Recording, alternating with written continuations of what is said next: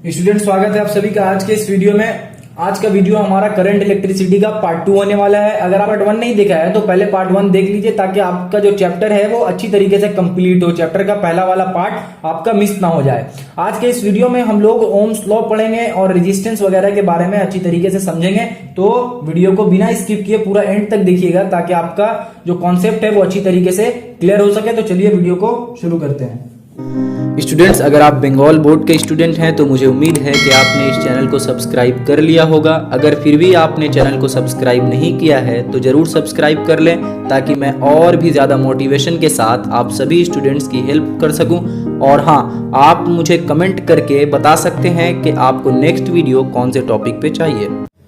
इस वीडियो में सबसे पहले हम लोग जानेंगे ओम्स लॉ।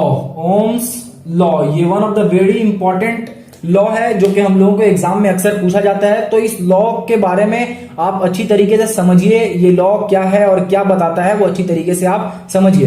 तो देखिए, ये लॉ ये है कि the temperature and physical condition remaining constant, मतलब अगर टेम्परेचर को और भी जो फिजिकल क्वांटिटीज है उन सभी को अगर हम लोग कांस्टेंट रखते हैं तो क्या होगा कि the amount of current flowing through a conductor is directly proportional to the potential difference across the ends of the conductor. मतलब ये लॉ सिंपली क्या बता रहा है हम लोगों को कि मान लीजिए ये हमारा क्या है, कंडक्टर है, ये एक कंडक्टर है। तो इसमें जो अमाउंट ऑफ करंट फ्लो कर रहा है, अमाउंट ऑफ करंट जो फ्लो कर रहा है वो डायरेक्टली प्रोपोर्शनल होगा इसके पोटेंशियल डिफरेंस का। ठीक है, इसमें जितना amount of electric current flow करेगा वो किसके प्रोपोर्शनल होगा, वो डायरेक्टली प्रोपोर्शनल होगा इसके दोनों एंड के का जो इलेक्ट्रिक पोटेंशियल डिफरेंस है उसके डायरेक्टली प्रोपोर्शनल होगा।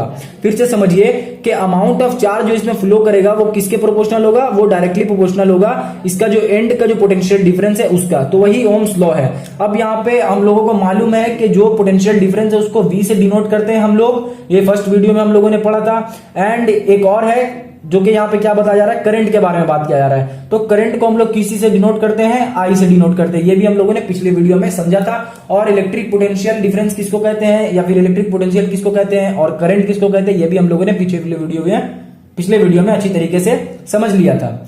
तो इसके बीच का रिलेशन क्या देते हैं ओम्स लॉ से हम लोगों को, इसके बीच का रिलेशन मिला कि V is directly proportional I, मतलब पोटेंशियल डिफरेंस जो है वो डायरेक्टली प्रोपोर्शनल रहता है इलेक्ट्रिक करंट से।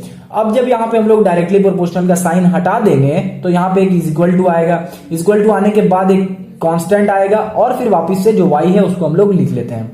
जब इसको हम लोग अरेंज करेंगे तो V by I is equal to K आ रहा है। क्लियर है। अब मान लीजिए कि ये जो V है उसको हम लोग कांस्टेंट कर देते हैं कुछ देर के लिए।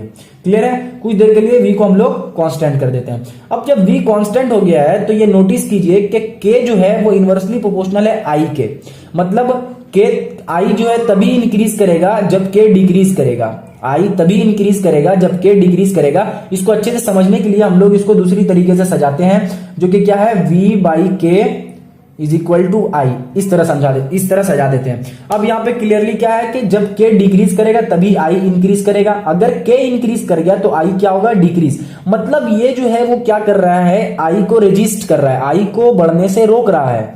ठीक है, तो इसीलिए इस K को क्या बोलते हैं, इस K को बोलते हैं रेजिस्टेंस। K को क्या बोलते हैं, रेजिस्टेंस बोलते हैं K को। ठीक है, तो K को जो है वो यहां पे क्या बोलेंगे हम लोग, रेजिस्टेंस, क्योंकि I का जो मैग्नीट्यूड है वो तभी बढ़ेगा जब K घट जाएगा, और अगर K बढ़ गया तो I जो है क्या हो जाएगा, करंट जो है घट जाएगा। मतलब इसके अपोजिट है, दैट मींस कि इसका रेजिस्टेंस है वो। तो यहां पे हो गया K का मतलब रेजिस्टेंस। अब यहां से हम लोगों को क्या मिल गया कि रेजिस्टेंस जो है अब K की जगह पे हम लोग R लिख लेते हैं, और यहां से रेजिस्टेंस का फॉर्मूला मिल गया हम लोगों को। जब R को इधर भेजेंगे जिस तरह से यहां पे है तो V बाई I हो जाएगा, मतलब पोटेंशियल डिफरेंस बाई I। तो रेजिस्टेंस का जो डेफिनेशन है वो क्या है कि ratio of potential difference and electric current. फिर से मैं एक बार इसका डेफिनेशन पढ़ रहा हूं। The resistance of a conductor is the ratio of the potential difference across the end of the conductor. ये कंडक्टर है तो इसके एंड में पोटेंशियल डिफरेंस कितना है उसका रेशियो किसके साथ करना है हम लोग को, इलेक्ट्रिक करंट के साथ करना है। तो क्या निकल जाएगा, रेजिस्टेंस निकल जाएगा। ठीक है, तो रेजिस्टेंस इज इक्वल टू क्या हो गया, potential difference divided by electric current, ये हो गया रेजिस्टेंस। अब रेजिस्टेंस का SI जो यूनिट है वो क्या होता है वो जान लेते हैं। तो SI यूनिट जो है वो रेजिस्टेंस का वो क्या होता है, ओम होता है। ठीक है, इसको अच्छे से याद कर लीजिए। एसआई यूनिट जो है वो रेजिस्टेंस का क्या होता है, ओम होता है, क्योंकि ये लॉ जिन्होंने बताया उनका क्या नाम था, उनका नाम था साइमन ओम, इसीलिए इस जो एसआई यूनिट है रेजिस्टेंस का वो क्या पड़ा, ओम पड़ा। अब यहां से आप लोग यहाँ पे नोटिस कर रहे होंगे कि अगर V का वैल्यू 1 हो जाता है और I का वैल्यू 1 हो जाता है तो जो रेजिस्टेंस है वो किसके बराबर हो जाएगा, 1 के बराबर हो जाएगा। तो रेजिस्टेंस ऑफ कंडक्टर 1 ओम हो जाएगा तब जब ये पोटेंशियल डिफरेंस अगर 1 वोल्ट हो गया एंड अगर इलेक्ट्रिक करंट जो है वो क्या हो गया, 1 एम्पियर हो गया। तो इलेक्ट्रिक करंट 1 एम्पियर और अगर पोटेंशियल डिफरेंस 1 वोल्ट हो गया तो जो रेजिस्टेंस है वो किसके बराबर हो जाएगा, रेजिस्टेंस जो है वो 1 ओम के बराबर हो जाएगा। तो यहां तक हम लोगों ने ओम्स लॉ को अच्छी तरीके से समझ लिया। अब तक जो हम लोग यहाँ पे रेजिस्टेंस का बात कर रहे थे वो रेजिस्टेंस हमारा क्या था, रेजिस्टेंस था एक्सटर्नल रेजिस्टेंस। अब हम लोग इंटरनल रेजिस्टेंस के बारे में जान लेते हैं। तो ये इंटरनल रेजिस्टेंस क्या है उसके बारे में हम लोग समझ लेते हैं। देखिए अगर कोई बैटरी है और उसके अंदर इलेक्ट्रोलाइट है, ठीक है, इलेक्ट्रोलाइट क्या होता है, इलेक्ट्रोलाइट जो है वो लिक्विड होता है, तो इलेक्ट्रोलाइट इसके अंदर है और यहाँ पे हमारा क्या है, यहाँ पे इलेक्ट्रोड, एक इलेक्ट्रोड इस तरफ है और एक इलेक्ट्रोड हमारा इस तरफ जो है इलेक्ट्रोलाइट में डीप्ड है। ये हमारा हो गया एनोड जो कि पॉजिटिव चार्ज होगा और ये हो गया हमारा कैथोड जो कि नेगेटिव चार्ज होगा। ओके, ऊपर में जो इलेक्ट्रिक करंट फ्लो करेगा वो कुछ इस तरह से यहां से हम लोगों का इलेक्ट्रिक करंट यहाँ पे फ्लो करेगा, लेकिन नीचे में भी तो यहां से यहां आ रहा है ना इलेक्ट्रिक, यहां से यहां चार्ज मूव कर रहा है। अब जब यहां से यहां मूव करेगा तो इसके जो अंदर का जो इलेक्ट्रोलाइट है वो भी कुछ रेजिस्टेंस किसके ऊपर डालेगा, ये जो चार्ज मूव कर रहा है उसके ऊपर यहां पे भी कुछ रेजिस्टेंस ये जो इलेक्ट्रोलाइट है वो डालेगा। अब जब इलेक्ट्रोलाइट अंदर में कुछ रेजिस्टेंस डाल रहा है तो क्या होगा कि एक इंटरनल रेजिस्टेंस भी इसका होगा और उस इंटरनल रेजिस्टेंस को हम लोग स्मॉल r से डिनोट करते हैं। तो हमारा जो सर्किट का टोटल रेजिस्टेंस होता है वो क्या होता है, एक तो बाहर का जो रेजिस्टेंस है वो और प्लस जो इसके अंदर का रेजिस्टेंस है इंटरनल रेजिस्टेंस वो। तो मतलब टोटल रेजिस्टेंस अगर हम लोग देखें तो क्या हो जाएगा, internal resistance plus external resistance, तो ये हो गया हमारा टोटल रेजिस्टेंस। तो इससे आप लोगों को ये समझ में आ गया कि जो इंटरनल रेजिस्टेंस है वो किस तरह से होता है और टोटल रेजिस्टेंस जो किसी भी सर्किट का होता है वो कैसे होता है, external resistance plus internal resistance. Okay, तो ये समझ लेते हैं कि जो इंटरनल रेजिस्टेंस है, यहाँ पे इंटरनल रेजिस्टेंस जो हमारा था, इंटरनल रेजिस्टेंस, तो इंटरनल रेजिस्टेंस जो था वो किस चीज के ऊपर डिपेंड करेगा, उसके ऊपर हम लोग अच्छी तरीके से उसको समझ लेते हैं कि किस किस चीज के ऊपर जो है वो इंटरनल रेजिस्टेंस डिपेंड करेगा। तो सबसे पहला पॉइंट है वो किसके ऊपर ये डिपेंड करेगा, surface area of the electrode, electrode का सरफेस एरिया के ऊपर डिपेंड करेगा। ये हमारा क्या है, इलेक्ट्रोलाइट है, मतलब ये हमारा बैटरी है, बैटरी के अंदर हमारा क्या है, इलेक्ट्रोलाइट है, ठीक है, इलेक्ट्रोलाइट है। अब यहाँ पे क्या है, इलेक्ट्रोड्स को यहाँ पे डाल रहे हैं, इलेक्ट्रोड्स को, एक यहाँ पे इलेक्ट्रोड हो गया हमारा, क्या हो गया, ये एनोड यानी पॉजिटिव चार्ज और ये हो गया कैथोड यानी नेगेटिव चार्ज। तो अब यहाँ पे क्या हो रहा है कि ये जो इंटरनल रेजिस्टेंस है वो इस वाले जो इलेक्ट्रोड है उसके सरफेस एरिया के ऊपर डिपेंड करेगा। मतलब अगर इस वाले इलेक्ट्रोड का सरफेस एरिया को बढ़ा के हम लोग ऐसे कर दें और इस वाले का अगर इतना बढ़ा दें तो जो अंदर इंटरनल रेजिस्टेंस है वो क्या हो जाएगा, डिक्रीज हो जाएगा। उसी के अपोजिट अगर हम लोग इलेक्ट्रोड के सरफेस एरिया को अगर छोटा कर दें, घटा दें, तो इंटरनल रेजिस्टेंस क्या होगा, इंक्रीज हो जाएगा। अब ऐसा क्यों होता है, ऐसा इसलिए होता है कि अगर यहाँ पे सरफेस एरिया बढ़ गया तो इन दोनों का जो डिस्टेंस है वो क्या हो जाएगा, कम हो जाएगा। डिस्टेंस कम होने के कारण जो इलेक्ट्रॉन है वो जल्दी जल्दी यहाँ चला जाएगा और उसको ज्यादा इलेक्ट्रोलाइट में रहना नहीं पड़ेगा, तो ज्यादा इलेक्ट्रोलाइट में उसको सफर नहीं करना पड़ेगा। इसके कारण क्या होगा, जो रेजिस्टेंस है, इलेक्ट्रोलाइट जो रेजिस्टेंस प्रोवाइड कर रहा है, इलेक्ट्रोलाइट जो रेजिस्टेंस इसके ऊपर अप्लाई कर रहा है वो क्या हो जाएगा, डिक्रीज हो जाएगा। तो क्या हो गया, सरफेस एरिया के ऊपर डिपेंड करते हैं हम लोगों का इंटरनल रेजिस्टेंस। अगर सरफेस एरिया बढ़ा देते हैं तो इंटरनल रेजिस्टेंस क्या हो जाएगा, घट जाएगा, और अगर सरफेस एरिया को घटाते हैं तो इंटरनल रेजिस्टेंस क्या होगा, हमारा बढ़ जाएगा। अब नेक्स्ट जिस चीज के ऊपर डिपेंड करता है वो distance between the electrode, electrode के बीच का कितना डिस्टेंस है उसके ऊपर डिपेंड करता है। ये भी पिछले वाले के तरह ही है, मतलब हम लोगों पिछले वाले में क्या कर रहे थे, सरफेस एरिया बढ़ा रहे थे, इस वाले में क्या करेंगे, इन दोनों के बीच का डिस्टेंस को घटाए बढ़ाएंगे। तो मान लीजिए जैसे पिछले वाले में था यहाँ पे पॉजिटिव और ये वाला इलेक्ट्रोड हमारा हो गया नेगेटिव, तो इन दोनों बीच का डिस्टेंस ज्यादा होगा तो इस ज्यादा इलेक्ट्रोलाइट का सफर करना पड़ेगा, ज्यादा इलेक्ट्रोलाइट में रहना पड़ेगा, किसको, इलेक्ट्रॉन को यहां से यहां आने में ज्यादा इलेक्ट्रोलाइट में सफर करना पड़ेगा, जिसके कारण क्या होगा, इंटरनल रेजिस्टेंस इंक्रीज हो जाएगा। अगर इसी तरह से मान लीजिए ये दोनों को करीब अगर लेकर आ जाते हैं तो जो बीच का डिस्टेंस है वो कम हो जाएगा और डिस्टेंस कम होने के कारण जो है वो इलेक्ट्रोलाइट में ज्यादा सफर ना करना पड़ेगा इसको, और जो है इंटरनल रेजिस्टेंस क्या होगा, डिक्रीज हो जाएगा। तो ये दो चीज हो गया जिसके ऊपर इंटरनल रेजिस्टेंस डिपेंड करता है। तीसरा जो है वो है concentration and nature of electrolyte, मतलब कि इलेक्ट्रोलाइट का कॉन्सेंट्रेशन कितना है, कितना गाढ़ा है। अगर इलेक्ट्रोलाइट जो है वो ज्यादा गाढ़ा हुआ तो इंटरनल रेजिस्टेंस क्या होगा, ज्यादा हो जाएगा, क्योंकि इलेक्ट्रॉन के फ्लो को वो क्या करेगा, स्लो डाउन कर देगा, तो जो रेजिस्टेंस है वो क्या हो जाएगा, इंक्रीज हो जाएगा। नेक्स्ट और जो लास्ट किसके ऊपर डिपेंड करेगा, लास्ट जो है वो किसके ऊपर डिपेंड करेगा, इंटरनल रेजिस्टेंस टेम्परेचर के ऊपर डिपेंड करेगा, टेम्परेचर के ऊपर इंटरनल रेजिस्टेंस डिपेंड करेगा। अब ये किस तरह से डिपेंड करता है वो समझते हैं। तो अगर हम लोग टेम्परेचर को इंक्रीज कर देते हैं, तो जो तो उसका जो इंटरनल रेजिस्टेंस है वो क्या हो जाएगा, कम हो जाएगा। तो अगर हम लोग टेम्परेचर को इंक्रीज करते हैं तो जो इंटरनल रेजिस्टेंस है वो क्या हो जाएगा, रेजिस्टेंस डिक्रीज हो जाएगा, और अगर टेम्परेचर को डिक्रीज कर देते हैं तो रेजिस्टेंस क्या होगा, इंक्रीज हो जाएगा। क्लियर है? तो ये हम लोगों ने समझा कि इंटरनल रेजिस्टेंस जो है वो किस किस फैक्टर्स के ऊपर और किस किस चीज के ऊपर डिपेंड करता है। अब हम लोग रेजिस्टिविटी और कंडक्टिविटी के बारे में समझते हैं। अब तक हम लोगों ने ओम्स लॉ पढ़ा, एंड ओम्स लॉ से जो रेजिस्टेंस का टर्म हम लोगों को मिला था उसके बारे में हम लोगों ने अच्छी तरीके से समझा। अब हम लोग रेजिस्टिविटी और कंडक्टिविटी के बारे में पढ़ते हैं। आप लोगों ने भी रेजिस्टिविटी सुना ही होगा और कंडक्टिविटी भी सुना ही होगा, इसके बारे में पढ़ते हैं ये आखिरकार है क्या, रेजिस्टिविटी एंड कंडक्टिविटी। तो रेजिस्टिविटी को समझने के लिए हम लोगों को सबसे पहले दो चीज जानना होगा। वो क्या है, वो है कि जो रेजिस्टेंस है किसी भी कंडक्टर का वो जो है उसके लेंथ के डायरेक्टली प्रोपोर्शनल होता है, एंड रेजिस्टेंस जो है कंडक्टर का उसके एरिया के इनवर्सली प्रोपोर्शनल होता है।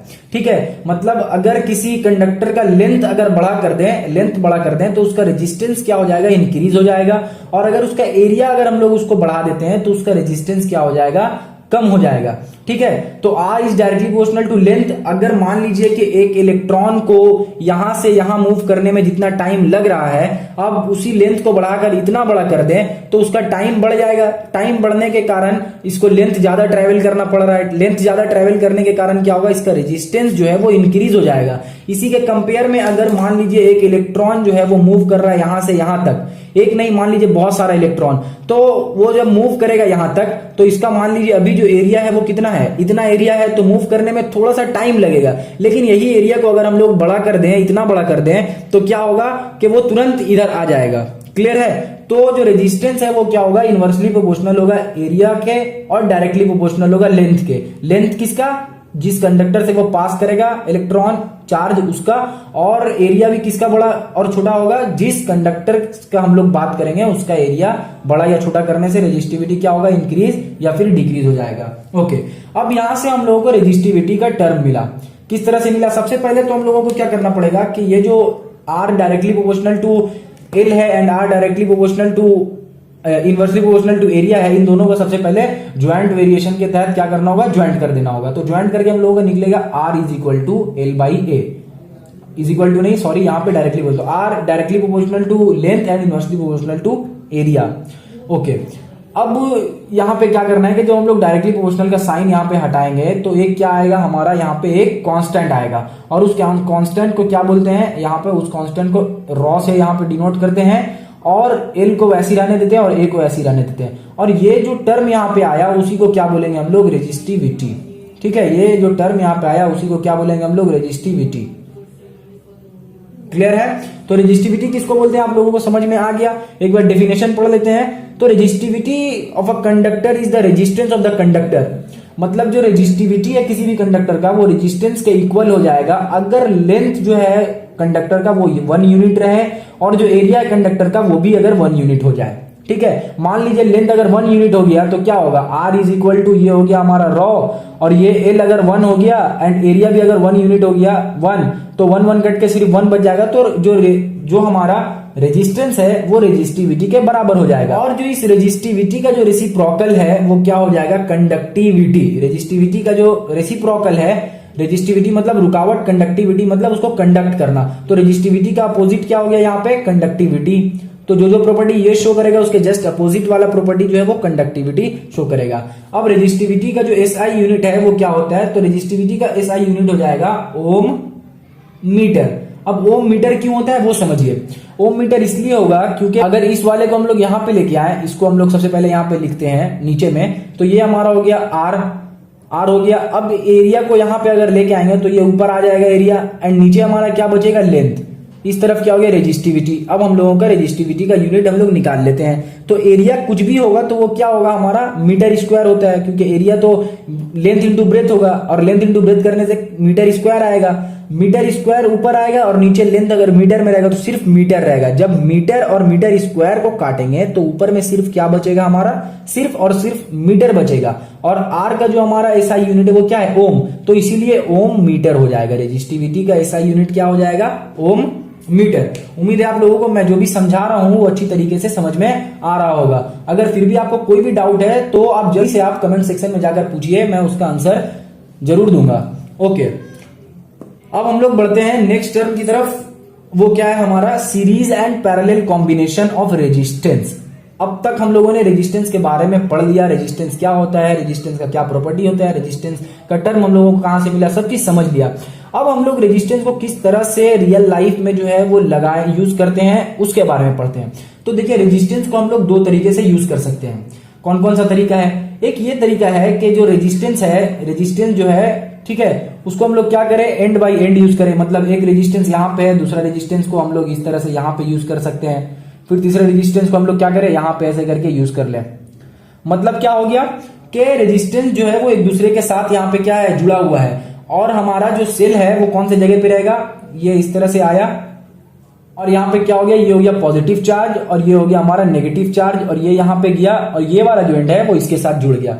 तो इसका एक एंड किसके साथ जुड़ रहा है, हमारा सेल का ये जो सिंबल है इलेक्ट्रिसिटी चैप्टर में, या इलेक्ट्रिसिटी चैप्टर में ये सिंबल किस चीज के लिए दिया जाता है, ये सिंबल बैटरी के लिए दिया जाता है। ये वाला जो सिंबल है वो किसके लिए दिया जाता है, रेजिस्टेंस के लिए दिया जाता है ये सिंबल। तो ये सब आप लोग अच्छी तरीके से समझिए कि ये जो सिंबल है वो किसके लिए, कौन सा सिंबल किसके लिए दिया जाता है, ताकि आपको चैप्टर समझने में कोई दिक्कत ना हो। तो ये जब भी सिंबल ये वाला आप कहीं पे देखिएगा तो इसका मतलब समझ जाइएगा कि वो रेजिस्टेंस है, और ऐसा सिंबल जहां भी देखिएगा तो समझ जाइएगा कि ये हमारा क्या है, सेल है, ये हमारा बैटरी है। क्लियर है। तो इस जगह पे ये हमारा हो गया, मान लीजिए रेजिस्टेंस R1, ये रेजिस्टेंस हो गया R2, एंड ये रेजिस्टेंस हमारा हो गया R3। क्लियर है। तो ये तीनों रेजिस्टेंस R1, R2, R3 हो गया। इसमें क्या हो रहा है कि अगर हम मान लीजिए यहाँ पे एक स्विच लगा दें, और उस स्विच को मान लीजिए ये वायर है, ये वायर को यहां से डिस्कनेक्ट कर दिए। अब जैसे ही यहां से डिस्कनेक्ट कर देंगे तो ये क्या होगा, इस रेजिस्टेंस के जगह पे मान लीजिए एक बल्ब लगा हुआ है, यहाँ भी एक बल्ब लगा हुआ है, और यहाँ भी एक बल्ब लगा हुआ है। क्योंकि बल्ब जो है वो भी एक रेजिस्टेंस का काम करता है, तो यहाँ पे हम लोग क्या करते हैं, बल्ब को रेजिस्टेंस से रिप्लेस करते हैं। ठीक है, तो यहाँ पे एक बल्ब है, यहाँ बल्ब है, यहाँ बल्ब है। तो जैसे ही यहाँ पे कनेक्शन को हम लोग यहाँ तोड़ते हैं तो वैसे ही क्या हो जाता है, ये जितना बल्ब है, ये तीनों बल्ब एक साथ क्या हो जाता है, ग्लो करना बंद हो जाएगा। ये तीनों का तीनों बल्ब जो है वो एक साथ ही ग्लो करना बंद हो जाएगा, एक साथ ही तीनों बल्ब बुझ जाएगा। ठीक है। इसी तरह से अगर हम लोग यहाँ पे, जैसे ही यहाँ पे ये मान लीजिए ये स्विच है, तो जैसे ही स्विच को यहाँ कनेक्ट करेंगे वैसे ही क्या होगा, एक साथ ये तीनों बल्ब जलना शुरू हो जाएगा। तो ये हो गया हमारा सीरीज। एक बार फिर से आप समझ लीजिए, ये क्या हो गया, सीरीज। एक हो गया पैरेलल कॉम्बिनेशन, और ये हो गया सीरीज कॉम्बिनेशन। सीरीज कॉम्बिनेशन, ये जो सीरीज कॉम्बिनेशन और पैरेलल कॉम्बिनेशन है, इससे रिलेटेड क्वेश्चन अक्सर एग्जाम में पूछा जाता है। ठीक है, तो इसको आप अच्छी तरीके से सीरियस होकर अच्छे से समझिए। तो सीरीज कॉम्बिनेशन के बारे में अभी हम लोग बात कर रहे हैं। सीरीज कॉम्बिनेशन में हम लोगों ने क्या देखा कि अगर हम लोग सर्किट को ब्रेक करते हैं तो उसमें जितना भी चीज लगा हुआ है, जो भी रेजिस्टेंस लगा हुआ है, सब क्या हो जाएगा, एक साथ बंद हो जाएगा। और सर्किट को अगर हम लोग वापस से अटैच करते हैं, यानी सर्किट को कंप्लीट करते हैं, तो वापस से क्या हो जाएगा, तीनों का तीनों, अगर बल्ब है तो तीनों ग्लो करना शुरू हो जाएगा। तो अब यहाँ पे ये देखना है कि ये जो इंटायर में टोटल रेजिस्टेंस हमारा कितना हुआ। तो इंटायर में हमारा टोटल रेजिस्टेंस क्या होगा, ये रेजिस्टेंस प्लस ये रेजिस्टेंस प्लस ये रेजिस्टेंस। अब मान लीजिए अगर टोटल रेजिस्टेंस इसका R है तो वो किसके बराबर होगा, R1 plus R2 plus R3 के बराबर होगा। और इसको क्या बोलते हैं, इक्विवेलेंट रेजिस्टेंस। Equivalent resistance. ठीक है, ये बहुत ही ज्यादा इंपॉर्टेंट फॉर्मूला है, इसको अच्छे से आप कॉपी में भी नोट डाउन कर सकते हैं, अदरवाइज आपके बुक में ये फॉर्मूला दिया हुआ होगा। तो इक्विवेलिटी रेजिस्टेंस जो है वो R1 plus R2 plus R3 के बराबर होता है, मतलब सम ऑफ द टोटल रेजिस्टेंस के बराबर होता है। कौन से केस में, सीरीज कॉम्बिनेशन के केस में। तो सीरीज कॉम्बिनेशन आप लोगों को अच्छी तरीके से समझ में आ गया। कोई भी डाउट है तो आप कमेंट सेक्शन में जाकर पूछे। अब हम लोग पैरेलल कॉम्बिनेशन के बारे में पढ़ते हैं। पैरेलल कॉम्बिनेशन किसे कहते हैं, parallel combination. Okay, parallel combination में क्या होता है कि मान लीजिए ये हमारा एक यहाँ पे सेल है। ठीक है, सबसे पहले हम लोग पैरेलल कॉम्बिनेशन को जो है वो ड्रॉ कर लेते हैं। तो यहाँ पे ऐसे किया, सबसे पहले पैरेलल कॉम्बिनेशन को ड्रॉ करते हैं, उसके बाद आप लोगों को समझाऊंगा कि ऐसा क्या हो रहा है यहाँ पे और ऐसा क्यों हो रहा है। ये हो गया, ये हो गया, ये जाके इसके साथ कनेक्ट करेगा एंड यहाँ से जो जाएगा वो भी जाकर इसके साथ कनेक्ट करेगा। क्लियर है। और यहाँ पे मान लीजिए ये जाकर यहाँ पे कनेक्ट कर रहा है। तो यहाँ पे हम लोग क्या देख रहे हैं पैरेलल कनेक्शन में कि इन सभी का जो एंड है, इन सभी रेजिस्टेंस का जो एंड है वो एक जगह पे जुड़ा हुआ है। इन सभी रेजिस्टेंस का जो एंड है वो एक ही जगह पे जुड़ा हुआ है। क्लियर है। लेकिन इससे पहले वाले में जो कि क्या था, हमारा सीरीज कॉम्बिनेशन था, उसमें हम लोगों ने क्या देखा था कि एक रेजिस्टेंस इस तरह था, फिर उस रेजिस्टेंस से दूसरा रेजिस्टेंस इस तरह जुड़ा हुआ था एंड फिर उससे एक रेजिस्टेंस इस तरह जुड़ा हुआ था। मतलब एक रेजिस्टेंस का एंड दूसरे रेजिस्टेंस के एंड से जुड़ा हुआ था, एक रेजिस्टेंस का एंड दूसरे रेजिस्टेंस के स्टार्टिंग से जुड़ा हुआ था और फिर इसका एंड इसके स्टार्टिंग से जुड़ा हुआ था। लेकिन इस वाले केस में ऐसा नहीं हो रहा है। इस वाले केस में जितना भी एंडिंग पॉइंट है वो एक तरफ जुड़ा हुआ है एंड जितना भी स्टार्टिंग पॉइंट है वो सारे का सारा एक जगह पे कनेक्ट हुआ है। ठीक है। तो इस वाले केस में क्या होगा, इस वाले केस में अगर हम लोग यहां से सर्किट ब्रेक करते हैं तो सिर्फ और सिर्फ क्या होगा, ये वाला जो ग्लो कर रहा है ये ग्लो करना बंद हो जाएगा, बाकी ये वाला काम करेगा और ये वाला भी काम करेगा। इसी तरह से मान लीजिए ये वाला को वापस से कनेक्ट करके सिर्फ यहां से इसको डिस्कनेक्ट कर देते हैं तो क्या होगा कि सिर्फ ये वाला बंद हो जाएगा और बाकी ये वाला भी काम करेगा और ये वाला काम करेगा। लेकिन इस वाले केस में क्या हो रहा था कि अगर हम लोग यहां से एक को तोड़ दे रहे हैं, यहां से मान लीजिए एक ब्रेक कर दे रहे हैं तो क्या हो रहा है, पूरा का पूरा सर्किट जो है वो ओपन सर्किट हो जा रहा है। मतलब ये सर्किट क्लोज नहीं हो पा रहा है और यहाँ पे कुछ भी ग्लो वगैरह नहीं करेगा। लेकिन इस वाले केस में हम लोग सेपरेटली जो है एक एक को ग्लो कर सकते हैं और बंद कर सकते हैं। तो हमारे जो घर में जो सब अप्लायंसेस लगे हुए हैं जैसे कि फ्रिज है, लाइट है, फैन है, ये सब कौन से कनेक्शन में है, ये सब पैरेलल कनेक्शन में है। मतलब उन लोगों को जितना भी हम लोगों के घर में है फैन है वो सब हम लोग एक एक करके बंद कर सकते हैं और चालू कर सकते हैं। अगर हम लोगों को फैन की जरूरत है तो फैन को ऑन कर सकते हैं, अगर हम लोगों को बल्ब का जरूरत है तो हम लोग बल्ब को ऑन कर सकते हैं। हम लोगों के घर में ऐसा कनेक्शन नहीं है कि अगर हम लोग एक बंद करें तो पूरा बंद हो जाए, ऐसा नहीं है। ऐसा तभी होगा जब हम लोग क्या करेंगे, जाकर जो हमारा मेन स्विच है उसको बंद करेंगे, तब हमारा पूरा का पूरा घर का जो है वो बंद हो जाएगा। तो इस वाले केस में हमारा मेन स्विच यहाँ पे है, इसको अगर हम लोग बंद करेंगे तो क्या हो जाएगा, ये पूरा बंद हो जाएगा। लेकिन ये मान लीजिए हमारा क्या है, ये हमारा फैन है, ये बल्ब है और ये एक और बल्ब है। तो हम लोगों को ये वाला बल्ब अगर नहीं चाहिए तो इसका क्या करेंगे, यहाँ पे स्विच लगा हुआ है, स्विच को क्या करेंगे हम लोग ऑफ कर देंगे। तो स्विच ऑफ करने से हमारा क्या होगा कि ये बल्ब ग्लो करना बंद हो जाएगा। अब मान लीजिए कि हम लोग को ये वाला फैन ऑन करना है तो क्या करेंगे, यहाँ पे स्विच यहाँ पे कनेक्ट करेंगे तो ये फैन ऑन हो जाएगा और ये बल्ब जो है वो बंद ही रहेगा। तो इस तरह से हम लोग के घर में कनेक्शन किया जाता है। तो ये क्वेश्चन हमेशा पूछा जाता है कि घर में जो कनेक्शन होता है, ठीक है, तो वो कनेक्शन पैरेलल होता है या फिर सीरीज होता है। तो अब आप लोगों को इसका आंसर पता चल गया है कि ये जो कनेक्शन होता है हम लोगों के घर में वो पैरेलल कॉम्बिनेशन में होता है। क्लियर है। अब इसका जो है वो हम लोग ये समझ लेते हैं कि इक्वल रेजिस्टेंस इसका क्या होगा। तो मान लीजिए ये जो है ये क्या है हमारा R1, ये R2 और ये R3 है। और अगर इक्विवेलेंट रेजिस्टेंस मान लीजिए R है, R is equal to equivalent resistance है, R equal to equivalent resistance है, तो इसका जो फॉर्मूला आएगा वो क्या आएगा, 1/R is equal to 1/R1 plus 1/R2 plus 1/R3। तो ये हमारा इसका इक्विवेलेंट रेजिस्टेंस निकलेगा। जो वैल्यू आएगा उसको हम लोग रेसिप्रोकल कर देंगे तो R हमारा क्या आ जाएगा, ऊपर में आएगा, और जो R का वैल्यू आएगा वो हमारा हो जाएगा इक्विवेलेंट रेजिस्टेंस। तो ये कौन से केस का है, ये हमारा हो गया पैरेलल, ये हमारा पैरेलल वाले केस का है। और जो इससे पहले हम लोगों ने पढ़ा था वो क्या था, सीरीज वाले केस का। सीरीज वाले केस में क्या था, सीरीज वाले में simply total resistance is equal to R1 plus R2 plus R3, ये था सिंपली।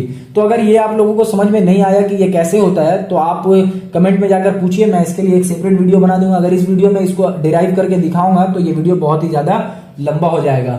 ओके, तो हम लोगों ने parallel combination and series combination दोनों को अच्छी तरीके से पढ़ लिया है। तो स्टूडेंट्स वीडियो को यहीं पे खत्म करते हैं। उम्मीद है मैंने जो आपको समझाया है वो अच्छी तरीके से आपको समझ में आया होगा। अगर कोई भी डाउट रह गया है बाकी आपका तो आप जाकर कमेंट सेक्शन में जाकर उसे जरूर पूछें। और मिलता हूं आपसे नेक्स्ट वीडियो में, तब तक अपना ख्याल रखें। Thank you.